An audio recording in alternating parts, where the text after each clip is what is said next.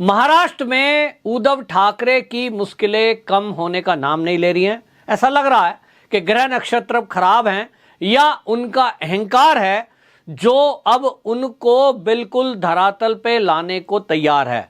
अभी आपको बताएं, पार्टी का जो हाल हुआ है उसमें दो टुकड़े हो चुके और ज्यादातर विधायक और सांसद एकनाथ शिंदे जी के साथ चले गए। अब पार्टी के निशान को लेकर जिस तरह से सुप्रीम कोर्ट ने टिप्पणी की कि इस मामले में चुनाव आयोग तय करेगा कि ये पार्टी का सिंबल किसका।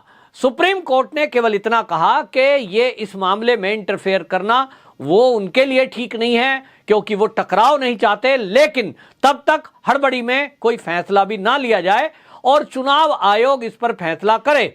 इसको लेकर के जो कानून के जानकार हैं उनका कहना यह है कि जो पार्टी का सिंबल है निश्चित रूप से वो एकनाथ शिंदे को ही मिलने वाला है, क्योंकि 55 में से 40 विधायक उनके साथ हैं, 18 में से 12 सांसद उनके साथ हैं और बहुत सारे निगम पार्षद उनके साथ हैं और पार्टी की कार्यकारिणी के लोग उनके साथ हैं।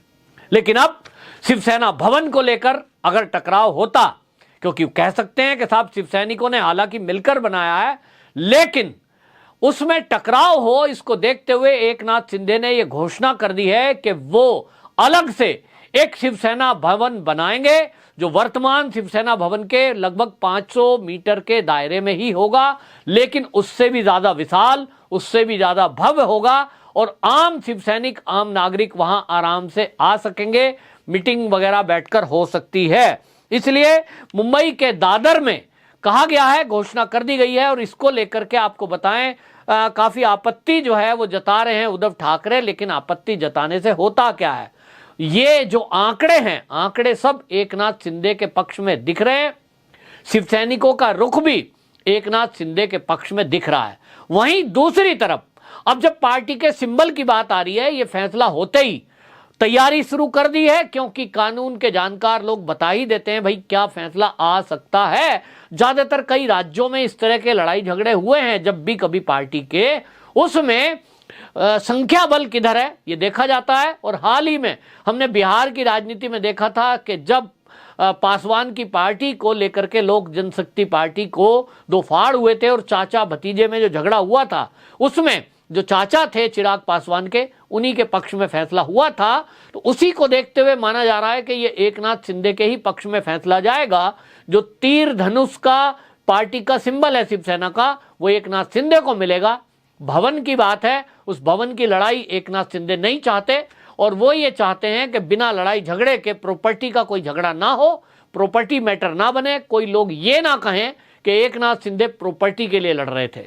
एकनाथ शिंदे पार्टी की विचारधारा के लिए लड़ रहे थे, उन्होंने ये जताने की कोशिश की है और इसीलिए ये घोषणा कर दी कि हम तो अलग से पार्टी के कार्यकर्ताओं की इच्छा को ध्यान में रखते हुए एक नया शिवसेना भवन बनाएंगे जिसमें प्योरली बाला साहब ठाकरे जी की विचारधारा से ही काम चलेगा।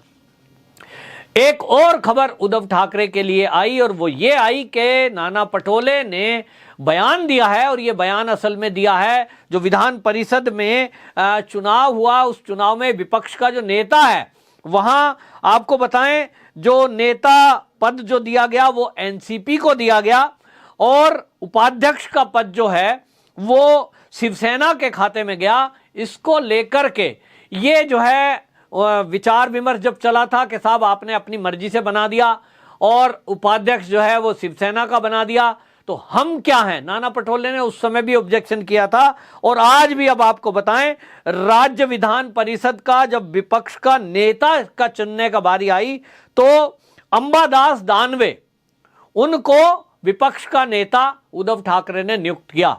इसको लेकर के नाना पटोले जो कि कांग्रेस के अध्यक्ष हैं, उनका ऑब्जेक्शन आया सामने और उन्होंने कहा, नाना पटोले ने बयान दिया है कि ये जो हमने अलायंस किया था ये हमने किन्हीं शर्तों पे किया था, किसी विचारधारा को लेकर किया था, क्योंकि हम महाविकास अघाड़ी गठबंधन के साथ यदि आए हैं, विपरीत विचारधारा होते हुए भी शिवसेना का हमने सपोर्ट किया है। उसका कारण यह था कि हम भारतीय जनता पार्टी को सत्ता से बाहर रखना चाहते थे। लेकिन ये अलायंस अगर उद्धव ठाकरे सोच रहे हैं कि ये स्थायी है तो उन्होंने ये बता दिया है ये स्थायी अलायंस नहीं है। अब इस बयान के कई अर्थ लगाए जा रहे हैं। इसका अर्थ यह भी लगाया जा रहा है कि क्या बीएमसी का जो चुनाव आएगा, इस बीएमसी चुनाव में ये तीनों दल महाविकास अघाड़ी के अलग अलग चुनाव लड़ेंगे। अगर नाना पटोले के बयान पर ध्यान दें तो इससे तो यही लग रहा है कि जिस तरह से अभी पक्ष तो गया, लेकिन विपक्ष के नेताओं की नियुक्ति में भी अगर उद्धव ठाकरे किसी की सुनते नहीं है और वो अपनी ही चला रहे हैं तो निश्चित रूप से झगड़ा तो होना बनता है। नाना पटोले यही ऑब्जेक्शन कर रहे हैं कि एनसीपी शिवसेना आपस में आप कुछ भी बांट लेते हो। जब सत्ता में थे तब मिनिस्ट्री बांट ली, कांग्रेस को कुछ हाथ नहीं आया। भ्रष्टाचार हो रहा था तो वो पैसे बटे, वो भी कुछ हाथ नहीं आए सिवा बदनामी के। शिवसेना सत्ता में रही और एनसीपी के पास अच्छे अच्छे पद रहे, चाहे वो विधान परिषद का अध्यक्ष पद रहा हो, उपाध्यक्ष पद रहा हो, और आज विपक्ष के नेता की बात आ रही है तो भी आप अपनी मनमर्जी चला रहे हैं। तो नाना पटोले ने इसको लेकर के ऑब्जेक्शन दर्ज कराया है। हालांकि यहां यह भी देखने की बात है कि जो कांग्रेस है वहां फाइनल कौन करता है, प्रदेश का अध्यक्ष हो या कोई कितना ही बड़ा लीडर, तय होता है दिल्ली में और वो होता है 10 जनपद पर। वहां जो तय होगा, जो सोनिया गांधी तय कर देंगी वो फाइनल होता है। बाकी चाहे कुछ भी लड़ाई झगड़ा होता रहे, किसी को कोई मतलब नहीं है। वो केवल ये देखते हैं कि भारतीय जनता पार्टी को रोकने में कौन कैसे कामयाब हो सकता है। उनको जो होता दिखता है बस उसका सपोर्ट कर देंगे, अनकंडीशनल भी कई बार। तो नाना पटोले ऑब्जेक्शन कर रहे हैं, लेकिन बात यह है कि क्या राहुल गांधी, सोनिया गांधी उनकी बात सुनेंगे? बीएमसी चुनाव में जहां तक उतरने की बात है, अभी तक तो यही लग रहा है कि महाविकास अघाड़ी गठबंधन के रूप में ही मैदान में उतरेगा, क्योंकि अकेले अगर ये बीएमसी के चुनाव के मैदान में उतरे तो इनमें से किसी की हिम्मत नहीं है कि ये एकनाथ शिंदे और भारतीय जनता पार्टी का जो गठबंधन है इसका मुकाबला कर पाए। अकेले तो इनके लड़ने की हिम्मत नहीं है और इसलिए ये एकजुटता दिखा भी रहे हैं अभी तक, और एकजुट अभी तक हैं भी। जहां तक रही शिवसेना की बात, निश्चित रूप से बीएमसी चुनाव के पहले ही ये फैसला आ ही जाना है कि शिवसेना किसकी, सिंबल किसका। तो उद्धव ठाकरे जी के पास क्या विकल्प बचेगा? उनको एक चुनाव चिन्ह अपना नया चुनना पड़ सकता है।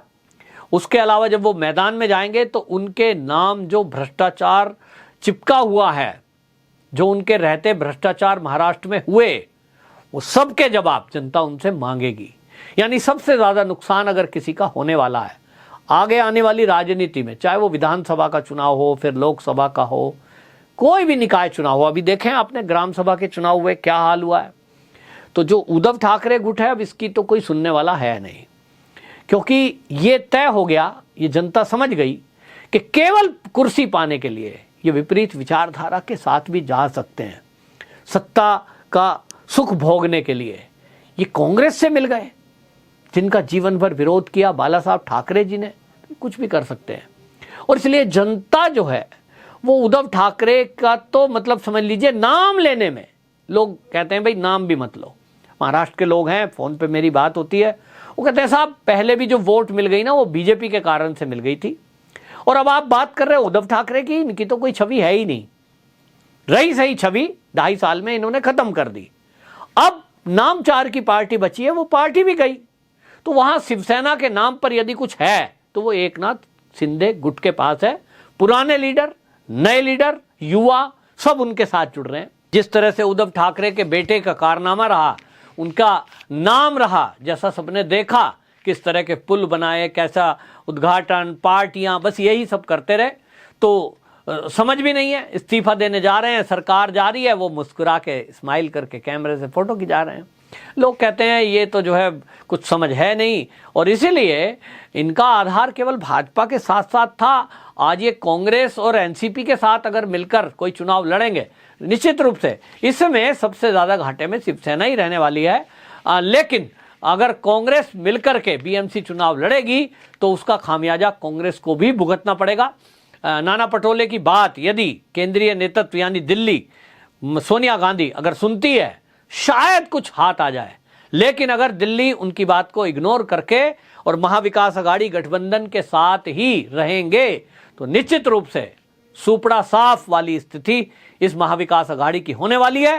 क्योंकि एकनाथ शिंदे जी अभी नए नए जो मुख्यमंत्री बने हैं, उनका जो काम करने का तरीका है, जो मंत्रिमंडल का विस्तार किया है और अब जितनी तेजी से वो काम कर रहे हैं, जनता को उनसे बहुत उम्मीद है और आने वाले 2.5 साल में डबल इंजन की सरकार डबल तेजी के साथ काम करेगी, ऐसा जनता का विश्वास है। वंदे मातरम।